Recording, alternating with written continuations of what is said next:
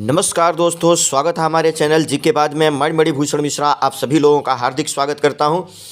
आप जल्दी से हमारे चैनल पर अगर नए हैं तो इस वीडियो को सब्सक्राइब जरूर करिए, आप सभी लोगों से अनुरोध है। और इस वीडियो को लाइक ज़रूर करिए, प्लीज़ आप लोगों से अनुरोध है, लाइक ज़रूर करिए। आपको शानदार करंट अफेयर्स यहाँ मिलने वाला है और डेली बेसिस पर आपको करंट अफेयर्स मिलेगा। आज 19 जनवरी 2024 के महत्वपूर्ण 10 करंट अफेयर्स मैं बताने वाला हूँ। इसका एक एक प्रश्न आपके परीक्षा में जरूर आएगा। वीडियो को लास्ट तक देखिए, आज इस वीडियो को लास्ट देखिए और आप खुद समझिए कि इसमें प्रश्न कैसे हैं, किस तरीके के हैं और आने वाले हैं या नहीं। तो चलिए हम शुरुआत करेंगे आज के प्रश्नों से। आज का पहला प्रश्न है, भारतीय वायुसेना में 14 जनवरी 2024 को किस मिसाइल को शामिल किया गया? किस मिसाइल को शामिल किया गया है? तो इसका सही जवाब हो जाएगा ए, अस्त्र MK1 मिसाइल। इसका सही जवाब है ए। यह स्वदेशी रूप से विकसित हवा से हवा में मार करने वाली मिसाइल है और इसका विकास जो किया है वो DRDO के द्वारा किया गया है।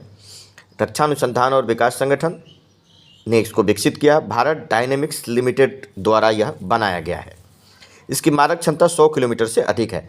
तो ये प्रश्न ध्यान रखिएगा, परीक्षा में जरूर आएगा। दूसरा प्रश्न है, 150 T20 अंतर्राष्ट्रीय मैच खेलने वाले पहले पुरुष क्रिकेटर कौन बने हैं? तो इसके पहले पुरुष क्रिकेटर जो बने हैं वो हैं रोहित शर्मा। दुनिया में 150 T20 मैच इन्होंने पूरा कर लिया। भारत के कप्तान रोहित शर्मा इंदौर में अफगानिस्तान के साथ दूसरे T20 अंतर्राष्ट्रीय मैच खेलकर यह उपलब्धि हासिल कर लिया। दूसरा T20 मैच जो इंदौर में हुआ था, अफगानिस्तान जो भारत दौरे पे आई थी उसके साथ। तो रोहित शर्मा नंबर 1 बन गए। दूसरे नंबर पर है पॉल स्टर्लिंग, इन्होंने 134 मैच खेला है और ये आयरलैंड के हैं। तीसरे नंबर पर जॉर्ज डॉकरेल है, 128 मैच खेला है, ये भी आयरलैंड के हैं। और चौथे पर शोएब मलिक, पाकिस्तान के खिलाड़ी, इन्होंने 124 मैच खेले हैं। तो यह प्रश्न ध्यान रखिएगा। T20 में सर्वाधिक छक्के लगाने का रिकॉर्ड 182 रोहित शर्मा के पास है। T20 में सर्वाधिक रन बनाने का रिकॉर्ड विराट कोहली के पास है और दूसरे नंबर पर रोहित शर्मा है। ये बात ध्यान रखिएगा।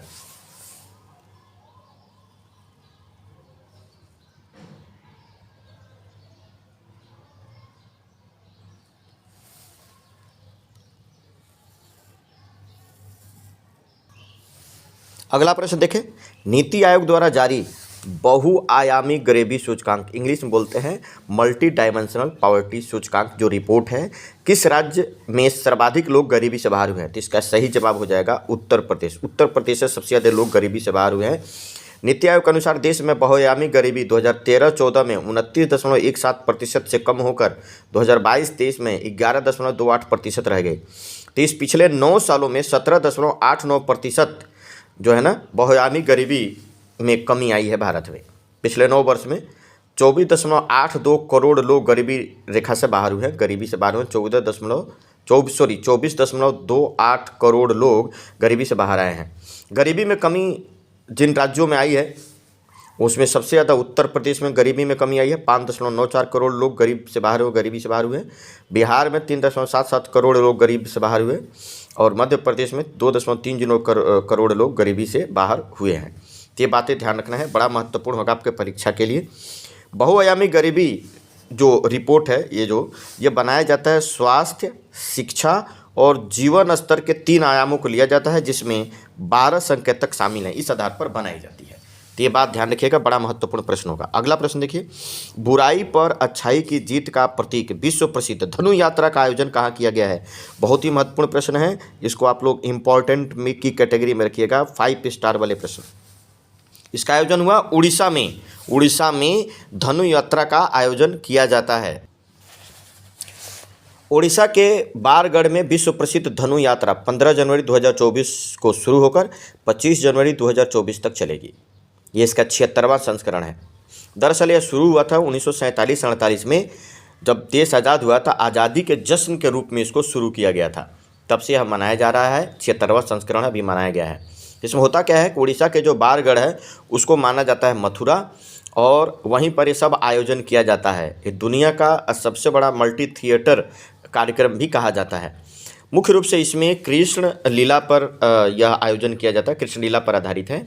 इसमें कृष्ण और उसके मामा कंस की पौराणिक कहानी दिखाई जाती है। तो जो है बुराई पर अच्छाई के जीत के रूप में उड़ीसा में धनु यात्रा, ये ध्यान रखिएगा, बड़ा महत्वपूर्ण है। अगला बहुत महत्वपूर्ण प्रश्न है, राष्ट्रीय स्टार्टअप दिवस 2024 कब मनाया गया है? यह मनाया गया 16 जनवरी को। 16 जनवरी को अब हर साल मनाया जा रहा है राष्ट्रीय स्टार्टअप दिवस।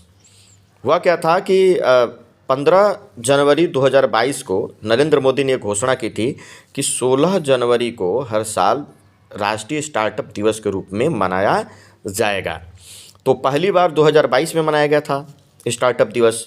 उसके बाद से अब ये तीसरा संस्करण 2022 में पहला, 2023 में दूसरा, 2024 में तीसरा अब मनाया गया है 16 जनवरी को। ये बात ध्यान रखिएगा। 10 से 16 जनवरी 2024 तक स्टार्टअप सप्ताह भी मनाया गया है, जिसकी थीम क्या है? Startup unlocking infinite potential. इस थीम के साथ 10 से 16 जनवरी तक स्टार्टअप सप्ताह भी मनाया गया है।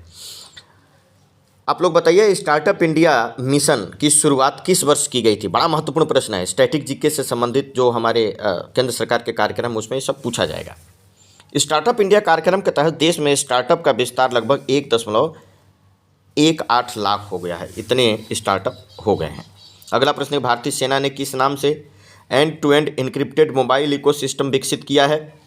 तो इसका सही जवाब हो जाएगा ए, संभव नाम से। संभव नाम से end to end encrypted mobile ecosystem विकसित किया है। संभव मोबाइल इकोसिस्टम का उद्देश्य चलते फिरते तत्काल कनेक्टिविटी के साथ सुरक्षित संचार प्रदान करना है। यह 5G पे काम करता है, तो ये ध्यान रखिएगा, बेहद महत्वपूर्ण है। अगला, किस राज्य सरकार ने शिक्षा उत्थान के लिए माई स्कूल माई प्राइड मतलब है मेरा स्कूल मेरा गौरव अभियान शुरू किया है? तो इसका सही जवाब हो जाएगा हिमाचल प्रदेश। हिमाचल प्रदेश सरकार ने अपना विद्यालय कार्यक्रम के तहत माई स्कूल माई प्राइड अर्थात मेरा स्कूल मेरा गौरव अभियान शुरू किया है। हिमाचल प्रदेश सरकार ने अपना विद्यालय कार्यक्रम चलाया है शिक्षा को बढ़ावा देने के लिए, शिक्षा के हर क्षेत्र में प्रगति करने के लिए। यह अभियान हिमाचल प्रदेश सरकार द्वारा चलाया गया है। इसमें व्यक्तियों और संगठनों से आग्रह किया जा रहा है कि वो एक एक स्कूल को गोद लें, इसीलिए ये चलाया गया। तो ध्यान रखिएगा, मेरा स्कूल मेरा गौरव कार्यक्रम के तहत व्यक्तियों और संगठनों से स्कूल गोद लेने का आग्रह किया जा रहा है। तो ये इससे प्रश्न बनेगा। हिमाचल प्रदेश के मुख्यमंत्री कौन है? आप लोग बताइए, हिमाचल प्रदेश के मुख्यमंत्री कौन है? अगला प्रश्न देखिए, भारत और किस देश की सेनाओं के बीच पहला नौसैनिक द्विपक्षीय अभ्यास अयुत्या का आयोजन हुआ है? पहली बार हुआ है, बड़ा महत्वपूर्ण है, आप लोग इसको जरूर मार्क करिएगा। और ये हुआ है थाईलैंड और भारत की नौसेनाओं के बीच। अयुत्या का अर्थ होता है अपराजेय या अजेय वन। यह भारत में अयोध्या और थाईलैंड में अयुत्या, ये दो शहर हैं, भारत में अयोध्या और थाईलैंड में अयुत्या। इन दो शहरों के अयोध्या का अयुत्या का युत्या मिलाकर बना है अयुत्या, दो शहरों से मिलकर बना है। और यह आयोजन थाईलैंड ने किया था। तो ये बात ध्यान रखिएगा, अयुत्या का आयोजन भारत और थाईलैंड की नौसेनाओं के बीच थाईलैंड में हुआ। वेरी वेरी मोस्ट इंपॉर्टेंट प्रश्न। विश्व शतरंज चैंपियन डिंग लेरेन को हराकर कौन भारत का नंबर 1 खिलाड़ी बना है? बहुत ही महत्वपूर्ण प्रश्न है, बहुत ही महत्वपूर्ण प्रश्न है, इस बात को ध्यान रखिएगा, ये परीक्षा में आने वाला प्रश्न है। तो इसका उत्तर हो जाएगा आर प्रज्ञानंद। 16 जनवरी को नीदरलैंड में टाटा स्टील मास्टर्स स्पर्धा हुआ था, उसमें विश्व चैंपियन शतरंज खिलाड़ी डिंग लेरेन को आर प्रज्ञानंदा ने हराया। इस तरह भारत के विश्वनाथन आनंद को पीछे छोड़कर आर प्रज्ञानंद भारत के नंबर 1 शतरंज खिलाड़ी बन गए हैं और दुनिया में इनकी रैंकिंग 11वें पर आ गई है। ये टूर्नामेंट जीतने के बाद उनको 2 स्थानों की जो है बढ़त मिली, 2 स्थानों का छलांग लगाया और 11वें स्थान पर पहुंच गए। तो ये बड़ा ही महत्वपूर्ण प्रश्न है। आर प्रज्ञानंदा 12 साल की उम्र में ग्रैंड मास्टर बनने वाले भारत के पहले और दुनिया के दूसरे खिलाड़ी हैं, ये भी ध्यान रखिएगा। और इनकी बहन वैशाली मतलब रमेश बाबू वैशाली जो है ये 84वीं भारत के ग्रैंड मास्टर बनी है। इस तरीके से ग्रैंड मास्टर बनने वाली भाई बहन की ये पहली जोड़ी है, ये भी ध्यान रखिएगा। आर वैशाली भारत की 84वीं ग्रैंड मास्टर सबसे लेटेस्ट है। किस देश की स्टार्टअप कंपनी बीटा बोल्ट ने दुनिया की पहली परमाणु बैटरी का अनावरण किया है? ध्यान रखिएगा, बड़ा महत्वपूर्ण प्रश्न होगा, स्टार लगा लीजिएगा। और ये हो जाएगा चीन की एक स्टार्टअप कंपनी है बीटा बोल्ट। इसने जो है एक परमाणु बैटरी बना लिया है। यह बैटरी चार्जिंग या रख रखाव के बिना 50 वर्षों तक निर्बाध चलेगी। अब इसमें क्या है, किसी पोर्ट की ज़रूरत नहीं पड़ेगी, किसी चार्जिंग की ज़रूरत नहीं पड़ेगी। इसमें जो है रेडियो एक्टिव सब्सटेंसेस जो मेटल है वो तत्व जो है इस्तेमाल किए जाएंगे जो बराबर एनर्जी प्रोड्यूस करते रहते हैं। वो एनर्जी प्रोड्यूस करेंगे और उसी में उसका जो है विद्युत में कन्वर्ट कर लिया जाएगा बैटरी के अंदर ही। तो इस तरीके से चलेगी। और बीटा वोल्टे दावा कर रही है कि ये बड़ा सुरक्षित भी है। तो इस तरीके से ज़रूर पूछा जाएगा परीक्षा में। चलिए आज के लिए इतना ही, कल फिर मिलेंगे नए करंट अफेयर्स के साथ। सभी लोगों का हमारे चैनल पर विजिट करने के लिए बहुत बहुत धन्यवाद। जय हिंद, जय भारत।